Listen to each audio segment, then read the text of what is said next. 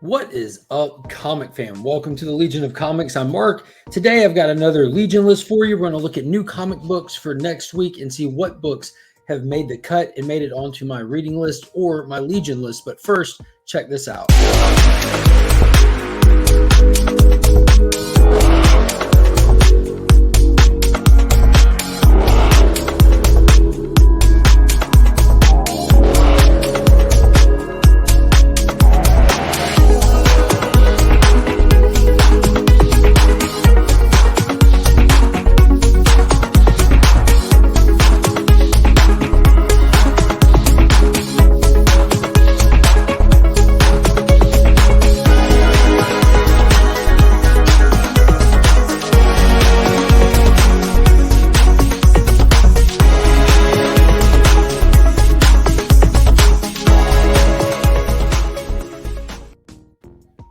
Let's give a shout out to Big Time Collectibles for sponsoring the channel and the monthly Legion Loot giveaway pack for all the channel members, as well as Justin Comics over on Instagram. If you're looking to get anything cleaned or pressed, look no farther. Hit him up. He can take care of you. He can submit directly to CGC and CBCS as well. And if you use that promo code We Are Legion, he'll give you a buy two get one free special. All right, let's get right into it. There's a lot of good stuff coming out. I'm really excited. It's a lot of good stuff to read. And let's kick it off with Detective Comics, issue number 1052, I think. I'm pretty sure. I wrote down these numbers right here. Let me look. Yeah, 1052. So I just finished reading 1051, and it was really good. We're really getting into it now. So this Shadows of the Bat storyline is going a lot deeper than I expected it to, which is really great because it's been a 12 issue story arc going on, and it's been really, really good. A lot of Gotham Underworld is getting into play now, and we're kind of seeing the effects or why the effects of the event that happened in Arkham Tower went off. Psycho Pirate's in play, which is a great villain from way back in the day, so I'm definitely excited for this. It is a Bat family story, and it is doing a great job showcasing just how awesome these characters can be. I highly recommend it.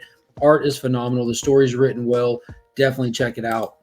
Next up, we have Justice League, and this is the annual. So this is man, I should have read a synopsis on this because annuals can go anywhere.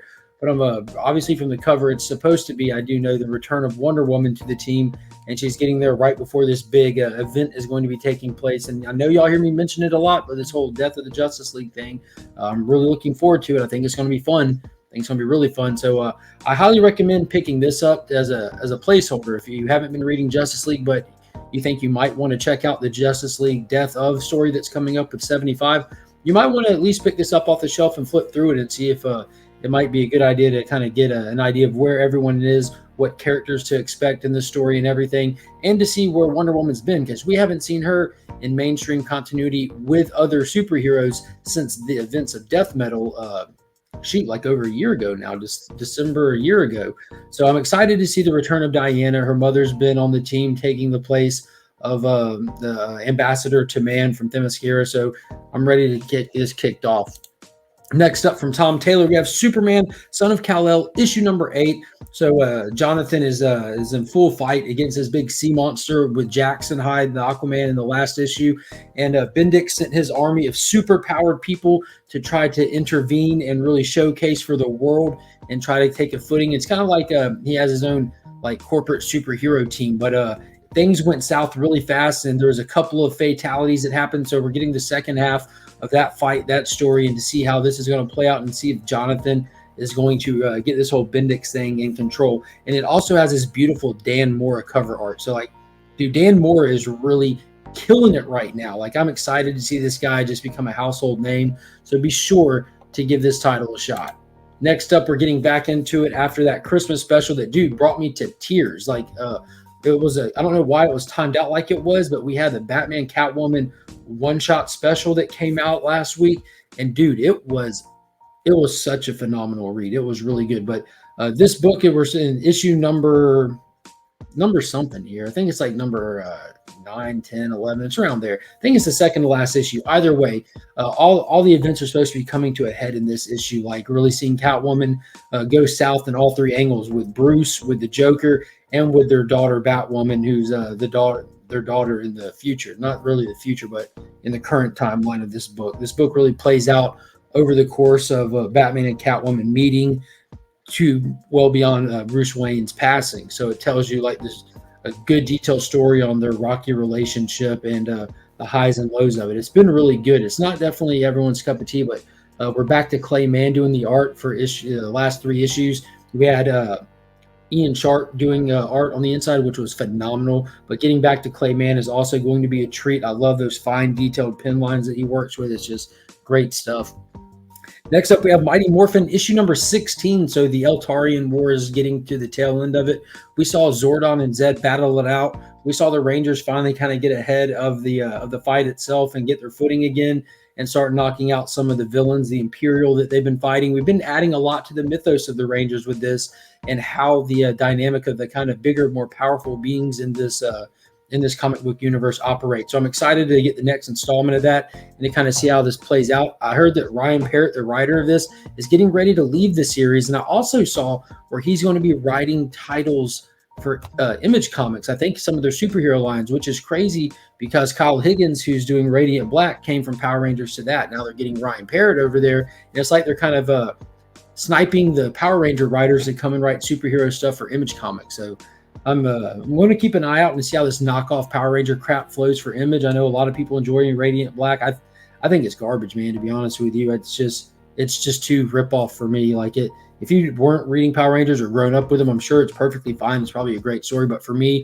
all I'm seeing is just the borrowed concepts, and it's just not great. I did pick up a copy of Rogue Sun issue number 1 that's dropping from Image. I got that John Jang exclusive. It was gorgeous, so I'll probably flip through it and give that one a read when it comes in, just to try it out, see what's up with it. But next up, we have 7 Secrets issue 14. This book does not ever disappoint. It continues to be amazing. So we have Eman, the leader of what we thought were the bad guys, getting his hands on these secrets, on these cases from the holders, and he's going around and knocking off the rest of them. We found out that there was a traitor in the mix from the 7 Secret Society, and he's working with Eman on a very personal level. He was able just to kind of walk in the door of the good guys and just start killing and taking cases. So things are hitting ahead. They found out through one of the cases that reveals the future, 3 possible futures where in all 3 of them, our lead character, Casper, is a catalyst of destruction who has to be killed. And so we're really going to get to see a lot of big things happen really soon. And I hope this issue is just like the previous ones where it just blows my mind. Next up, we have from Black Label, prestige format. Yes, Suicide Squad Blaze issue number 1 of 3. So the premise of this one is awesome. Waller is sending Harley, Boomerang, Peacemaker, and Nanawe, a.k.a. King Shark, to go knock off another Suicide Squad team. But also in the midst of all this, there are these super powered beings that were artificially enhanced with superpowers that are all like these energy heat beings. And when one dies, that power transfers into the other one. So that's where we get the name Blaze for this title. Some of the creative team that did Constantine Hellblazer, the Black Label 3-issue run, is coming back for this one. So it's supposed to be really hard-hitting, really violent, really edgy with beautiful artwork. I'm super stoked. And this also reminds me that we still haven't gotten Suicide Squad Get Joker issue 3. We're still waiting on that final issue of that. So I know DC's not watching, but if you are, man, put that issue out already. Those first 2 were amazing. You're already giving us another series without finishing the last one. Next up, Maestro, or as my friend from the Great White North likes to call him Maestro, but whatever. Maestro, World of M. This is the 3rd and final miniseries installment in the Maestro trilogy that Peter David has been heading, and I can't wait for it. They've really built up a lot of stuff with Doctor Strange, with the Pantheon, with AIM, and judging from some of the cover work in this, we're going to be getting some Abomination, and it's really just been the actual expanded story of how Maestro set his hold in this dystopian future where he woke up at AIM, he finds the city, he takes over the city, then he starts knocking off everyone around him that had any structure and any semblance of life in this post-apocalyptic world where everyone is reliant upon him. So this is the big finale where all of these different characters that are still existing and operating as potential threats, or even just people that do not need him or to live under his heel to survive. So this should be awesome. The last few have been like 3 to 5 issues, so hopefully that this one will be 5 or more. The more the better. So I'm really excited for this one. Love my Hulk titles. Let's do this. Next up, Daisy issue number 3. So this is one that my LCS owner, Paul, put me on to after issue 1 dropped. It's been really cool. It's heavily based on Old Testament religious stuff from the Bible. And this woman goes to this town looking for her brother and finds out that there's like this cult that he supposedly was caught up with and is missing. And this woman who's like 9 feet tall, like a biblical giant, like Goliath size, is wrapped up in this cult. And that's Daisy. That's the one that's on that undead looking horse on the cover.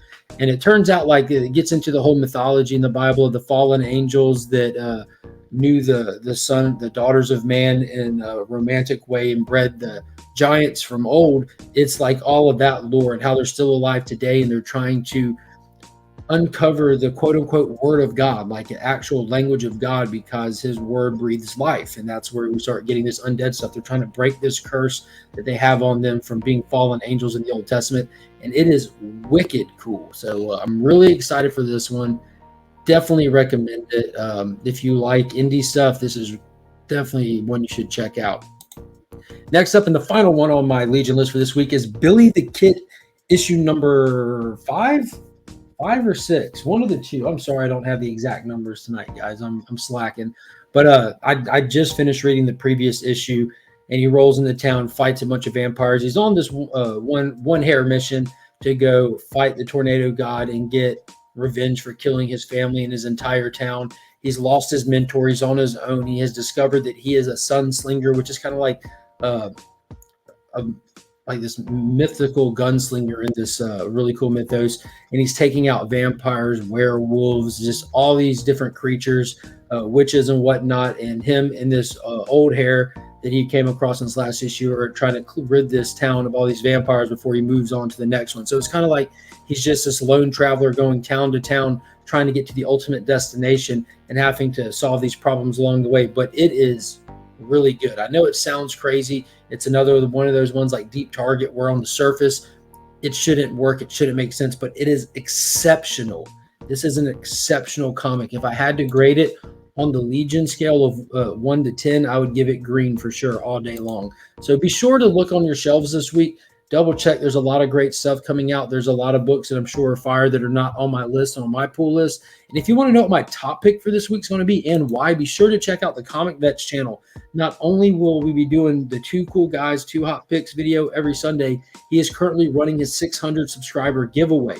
So head over there. He's only a couple of subscribers away from hitting the giveaway, so do not miss out. Go subscribe. Scroll down his video list. Recently, you'll see the thumbnail just green with a big 600 on it. Check that video out. He shows off all kinds of great prizes and tells you what to do to enter. It's really simple, really easy. Do not miss out on your opportunity for these amazing books. And also a big shout out to the Augusta Book Exchange. They're the keepers of my comics. They're the guardians of my pool box. They always make sure everything I'm looking for is right there every week when I need it. You'll find no better customer service anywhere. If you're ever in the Augusta area, be sure to look them up, stop by, tell Paul and Donna hello, and let them know that we are Legion. And until next time, guys, as always, as I just said, I'm Mark, but we are Legion.